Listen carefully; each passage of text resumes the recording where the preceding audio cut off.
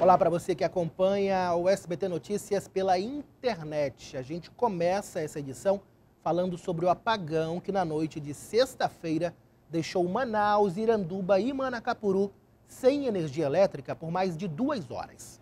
A diversão para esse grupo foi a luz de velas. Tá todo mundo aqui da expectativa, por nada de luz. Já teve um monte de gente que fugiu e fecharam o portão aqui, né? O blackout foi motivo de muitas críticas. Nós estamos aí tendo com o Leão aí em evidência. Ele está trazendo, segundo as autoridades, está trazendo um grande número de energia para Manaus, né? Segundo eles, Manaus vai exportar a energia para o restante do país.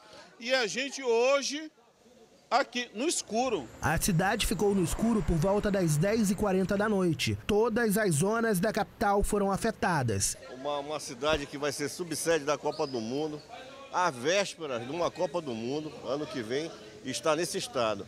E isso vocês estão aqui hoje, mas eu que moro no bairro aqui, é praticamente todos os dias. O trânsito nas principais avenidas ficou complicado, porque os semáforos estavam desligados. Apenas estabelecimentos com geradores tinham energia. Por volta de meia-noite, o fornecimento começou a ser normalizado em alguns pontos da capital. Municípios da região metropolitana de Manaus também foram afetados pelo blackout.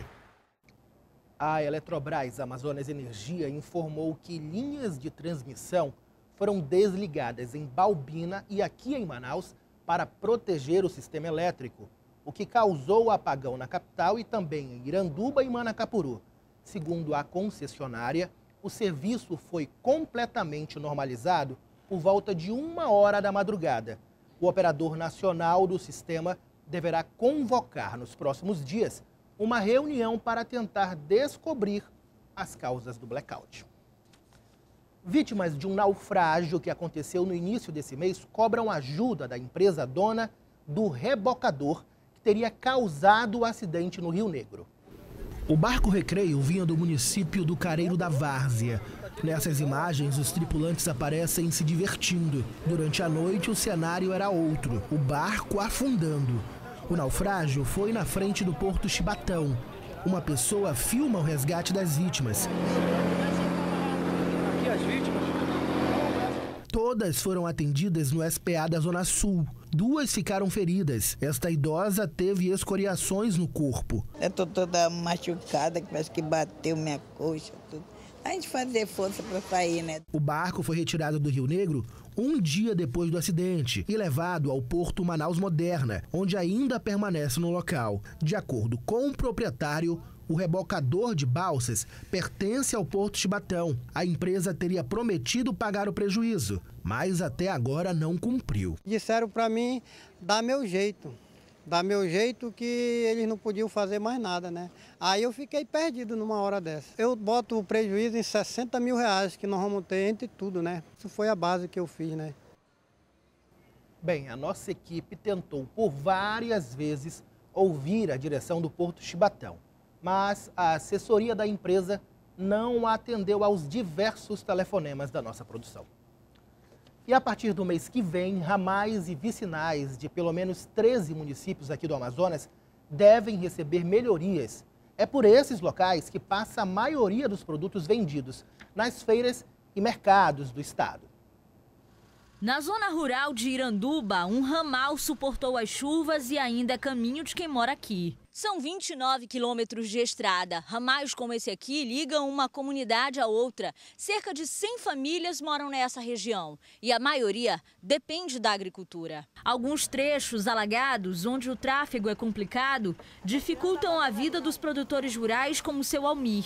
Este ano ele vai colher 300 maços de alface. A produção já foi vendida. Difícil vai ser tirá-la daqui. Quem vive no campo vive mais na base do prejuízo do que do lucro. A gente vai lá, compra um saco de adubo, 100, 200 reais. Isso acaba em nada, né? E o intermediário engole o resto, né? Alface, cebolinha, tudo que foi produzido vai sair da comunidade de moto, como foi hoje, com esse carregamento de coentro. O carro não quer entrar dentro de um ramal desse, né? Que tem muito buraco, né? Aí não quer vir, mas prefiro a gente andar de moto. Para facilitar o escoamento da produção, os trechos sem condições de tráfego vão começar a ser recuperados por meio do programa Amazonas Rural. 4.000 quilômetros de vicinais devem receber obras em todo o estado. Você está vendo aqui, por exemplo, o rio encheu, transbordou, vai ter que ser recuperado novamente. E se não fizer isso, não tem condições do pessoal passar com os seus produtos. Em Rio Preto da Eva, ramais como esse serão recuperados para facilitar a passagem de veículos e a ida das crianças para a escola. Nessas regiões, além de transporte, educação, acesso à saúde também é difícil. Os casos de malária são comuns. Que tipo de cuidado você toma? Não levar ele para a beira, não dar água, tem que botar cloro para dar água para a criança. Deu 5 horas da tarde, tem que se recolher. É. O agente de endemias que percorre as comunidades diz que é preciso ter muito cuidado. A gente orienta que as famílias não levem as crianças 5 horas para a beira do garapé, né? Da manhã, 5 da tarde.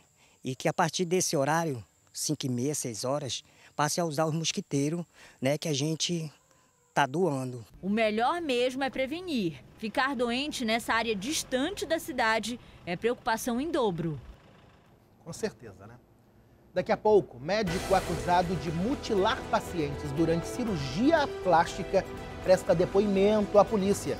E ainda, preso o homem acusado de liderar a rebelião dentro do IPAT, que resultou na fuga de 176 detentos na última terça-feira. Agora são 12 horas e 57 minutos em Manaus. O SBT Notícias volta já.